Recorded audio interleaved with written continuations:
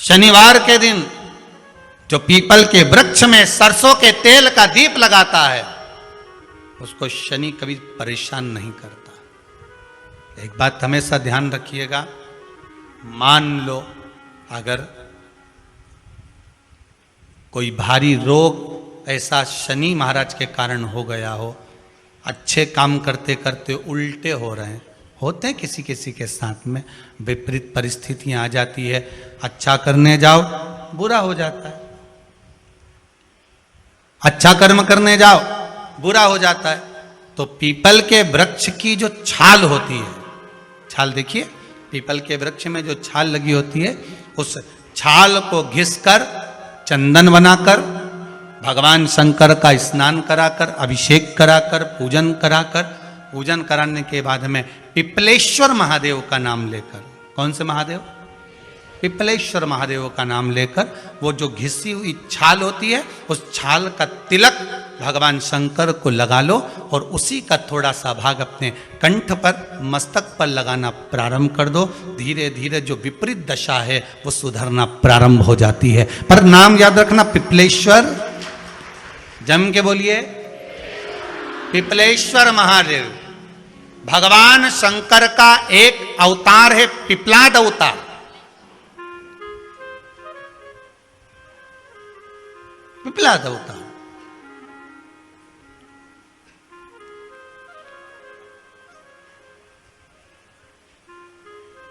जब दधीचि ऋषि की अस्थियां चली गई, उनकी धर्मपत्नी सुवाच ने देखा मेरे पति को मार दिया गया, मेरे पति की अस्थियां ले गए राक्षसों का संहार करने के लिए, उनकी अस्थियां लेकर चले गए, मेरा पति चले गया।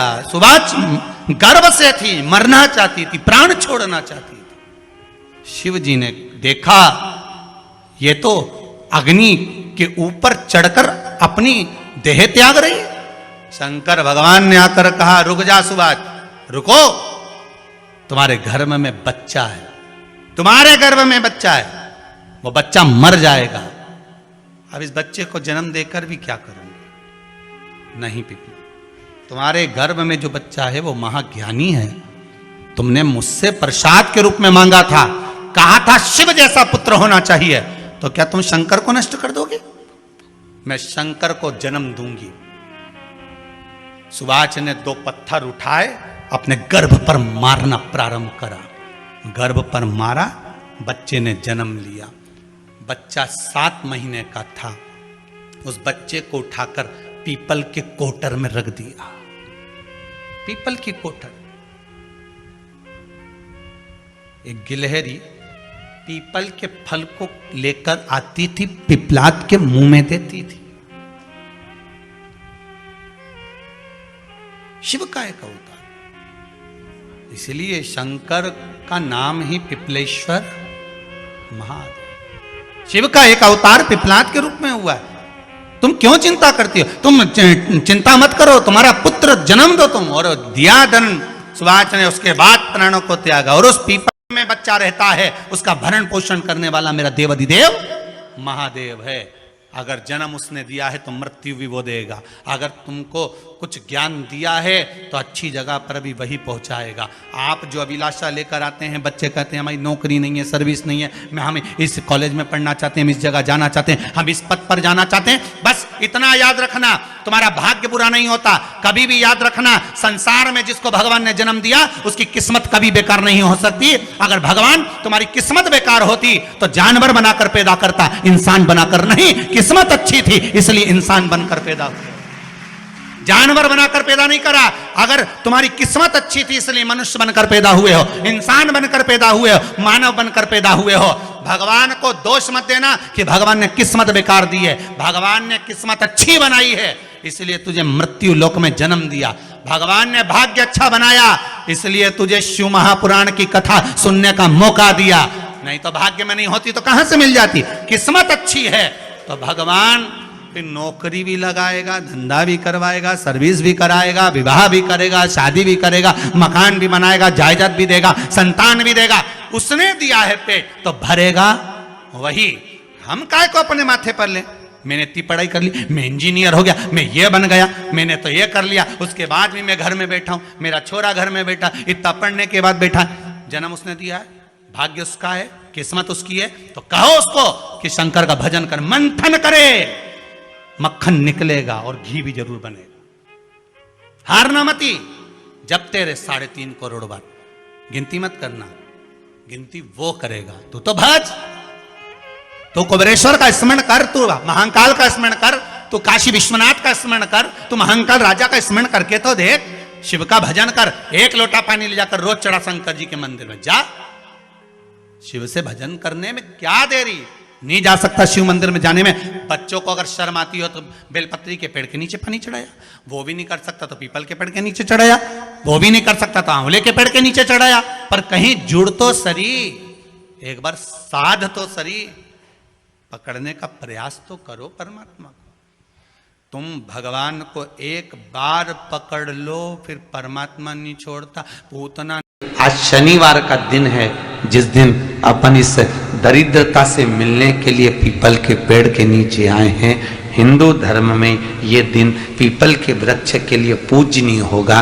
जो भी शनिवार के दिन पीपल के वृक्ष की पूजन करेगा, दूध चढ़ाएगा या मिष्ठान का भोग लगाएगा, लक्ष्मी और नारायण उसके घर में प्रवेश कर जाएगा। लक्ष्मी और नारायण उसके घर में प्रवेश करेगा। इसलिए नियम बनाया। कौन से दिन का? शनिवार। लक्ष्मी जी बोली, नारायण आपने तो एक दिन का वार लिख दिया। शंकर जी ने 7 वार बनाए हैं, रविवार, सोमवार, मंगल, बुध, गुरु, शुक्र और शनि। ये शिव जी ने बनाया। अब एक दिन आपने अपना बना लिया, बाकी के दिन अगर कोई इस पीपल के वृक्ष के नीचे आएगा और यहां तो दरिद्रता बैठी है, तो उसका क्या होगा? भगवान नारायण बोले, सुन दरिद्रता, तेरे से एक विनती है, अगर कोई भी मनुष्य इस पीपल के पेड़ के नीचे अगर 7 दिन में आता है और उसके हाथ में अगर कोई सामग्री होती है तो तू उसके घर में प्रवेश नहीं करेगी। नियम है पीपल के वृक्ष का, या तो पानी का लोटा लेकर जाओ, कुंकू का चोपड़ा लेकर जाओ, शक्कर लेकर जाओ, या पेड़ के नीचे चींटी को डालने के लिए आटा ले जाओ, पर खाली हाथ पीपल के वृक्ष के नीचे कभी मत जाओ, कभी नहीं जाओ। खाली हाथ जाओगे तो दरिद्रता तुम्हारे घर में प्रवेश करेगी। दरिद्रता उठकर खड़ी होकर बोली, नारायण तुमने अपनी मनमानी करी है, एक दिन मुझे भी मेरा चाहिए। भगवान ने कहा, बोल कौन सा दिन चाहिए? दरिद्रता कहती है, रविवार के दिन इस पीपल के वृक्ष के नीचे मैं दिन भर नृत्य करूं, इसमें रहूं, और जो यहां आए रविवार को मैं उसके घर में प्रवेश करूं। भगवान ने कहा, ठीक है। दरिद्रता, रविवार का दिन एक ऐसा दिन रहेगा जिस दिन तू इस पीपल के वृक्ष के नीचे नृत्य करेगी, और जो आएगा इस पीपल के वृक्ष के नीचे तो उसके साथ प्रवेश करेगी। मैंने तुझे वर दिया। इसलिए हमारे यहाँ केवल पीपल का वृक्ष अगर दीवार में भी लग जाता है ना, किसी की फैक्ट्री की दीवार में, किसी के घर की दीवार में पीपल का वृक्ष अगर लग जाता है, पीपल का पौधा लग जाता है, उसको कितना भी तोड़ लो वो वापिस लग जाएगा। फिर तोड़ोगे फिर लग जाएगा।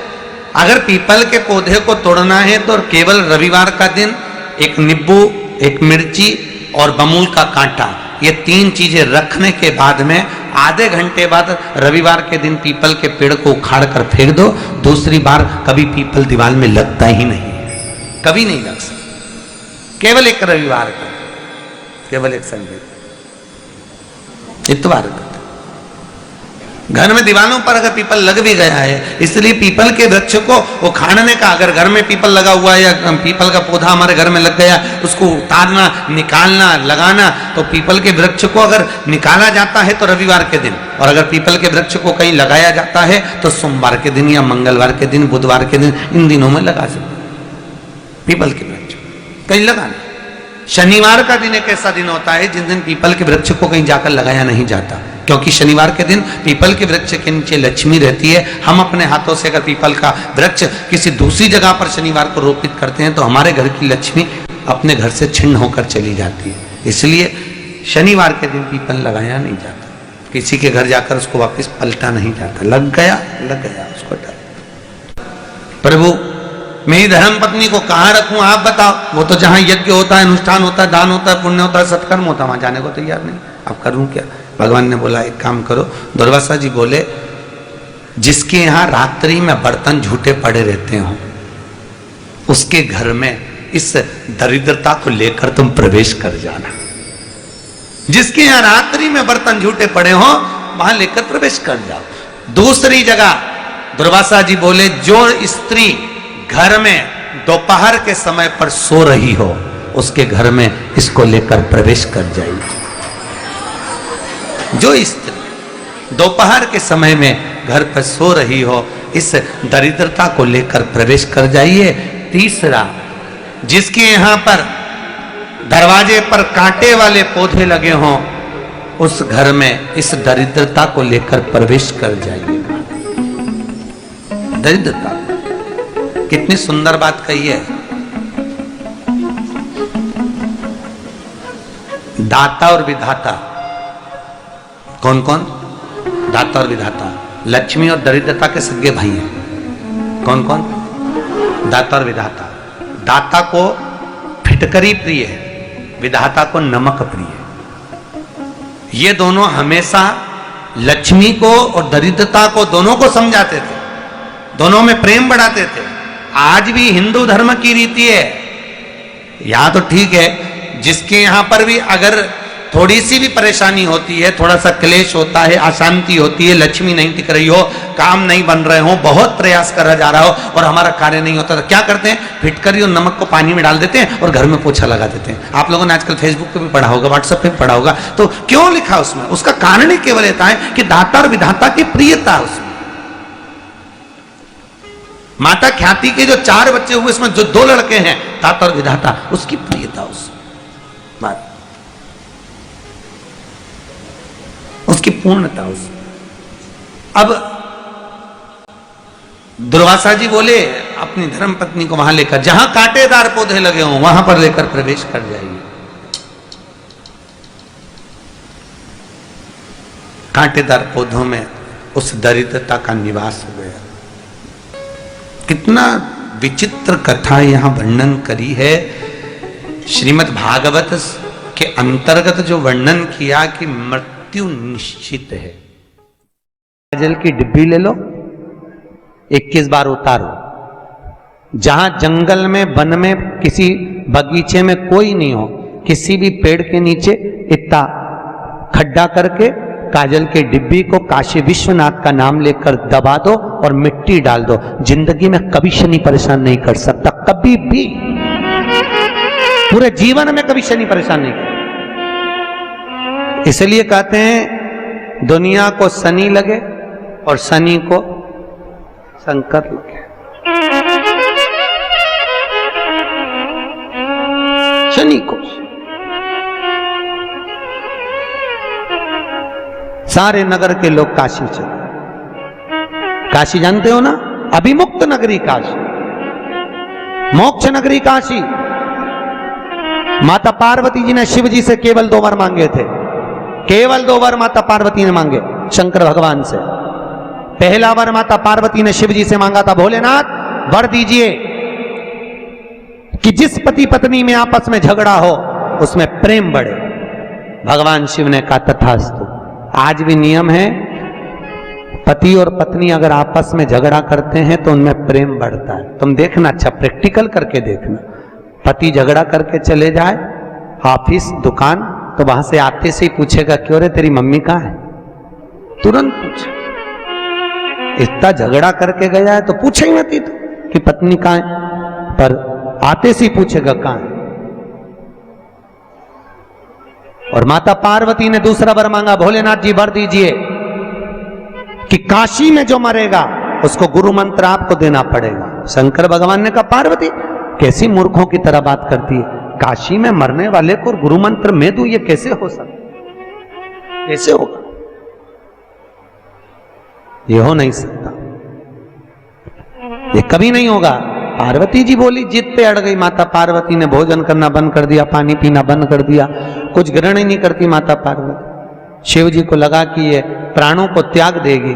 शंकर भगवान ने कहा, पार्वती मैं तुझे वर देता हूं कि काशी में मरने वाले को गुरु मंत्र मैं दूंगा। पार्वती ने कहा, मुझे कैसे मालूम पड़ेगा कि आपने गुरु मंत्र दिया, तो तू बता क्या करना है। पार्वती जी ने कहा, प्रभु आपसे वर मांगती हूं कि काशी में मरने वाले के सीधे कान में आप गुरु मंत्र देना और कान को मोड़ देना, तो मैं समझ जाऊंगी कि काशी में मरने वाले को आपने गुरु मंत्र दे दिया। शंकर जी ने कहा तथास्तु। तो आज भी प्रमाण है, काशी में मरने वाले का सीधा कान अपने आप टेढ़ा हो जाता है, आज भी प्रमाण। जिसके काशी में प्राण छूटते हैं उसका सीधा कान अपने आप टेढ़ा हो जाता है, अपने आप। पहले हमको भी विश्वास नहीं हुआ था कि शिवपुराण